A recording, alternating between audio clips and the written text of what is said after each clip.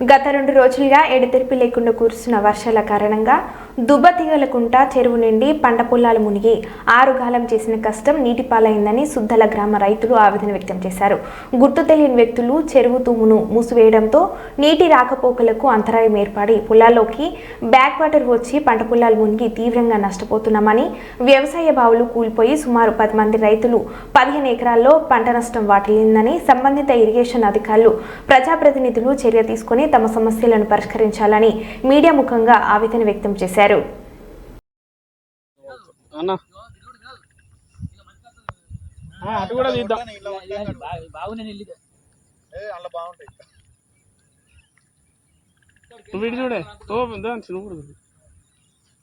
కర్రా చూడు. ఓకే అక్కడ బాగా పాతాళంగా రాగట్లా నువ్వు ఎన్ని మొత్తాన్ని గడ్డవరమైంది మన బాయ్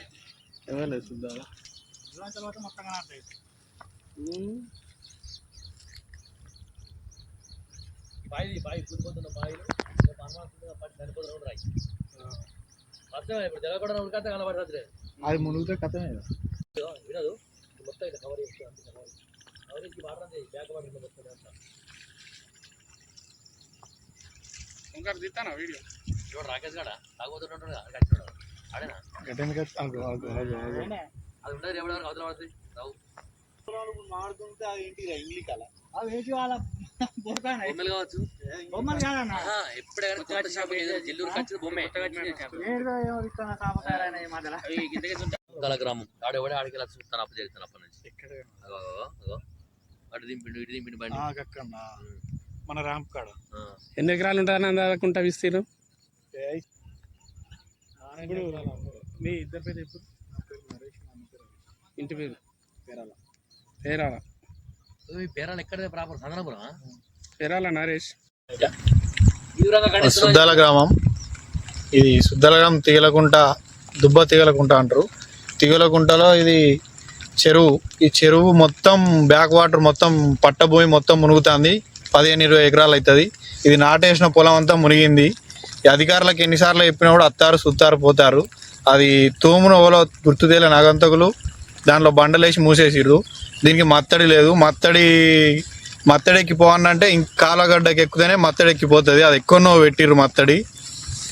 ఇది ప్రతిసారి ఇది ఒక 10 years నుంచి ఇదే ప్రాబ్లం అవుతుంది. దీన్ని కొంచెం అధికారులు చూసి దీన్ని పట్టించుకోవాలని కోరుతున్నాం. ఈ మత్తడి లేదు ఈ చెరువుకి. దానికి గుర్తు తెలియని వ్యక్తులు ఆ తూమును మూయడం వల్ల బ్యాక్ వాటర్ ఇంత మొత్తంలో మునిగి మా బాయిలు 3 బాయిలు మొత్తం కూలిపోతున్నాయి. ఈ బాయిలో మొత్తం 3 మోటార్లు మునిగినాయి, కూలిపోయినాయి. అల్లనే 3 సార్లు దీనికి చుట్టూ గోడ ఉండే ఆ గోడ కూడా అలానే పడిపోయింది. బ్యాక్ వాటర్ అన్నీ అక్కడ నుంచి పైనుంచి వచ్చిన వరద మొత్తం ఇళ్ళనే వచ్చి 3 సార్లు ఈ 3 మోటార్లు వీనాయి ఇళ్ళనే. అందులో మోటార్ పోయింది. దీనికి ఎన్నిసార్లు చెప్పినా కూడా అధికారులు అత్తారు పోతారు. ఇది ఒక్కొక్క ఎకరానికి దగ్గర 40,000 దాకా ఖర్చు వస్తుంది. ఇట్లా 15 ఎకరాలు మునుగుతుంది. మేము ఆల్రెడీ ఇట్లా చాలా నష్టపోయినాం. ఈ పొలాలు నాటేసినాక మునుగుతుంది. తూము తీసేవాళ్ళు లేరు. అందులో తీయకుండా ఎప్పుడో నైట్ అత్తరు వేసిపోతారు.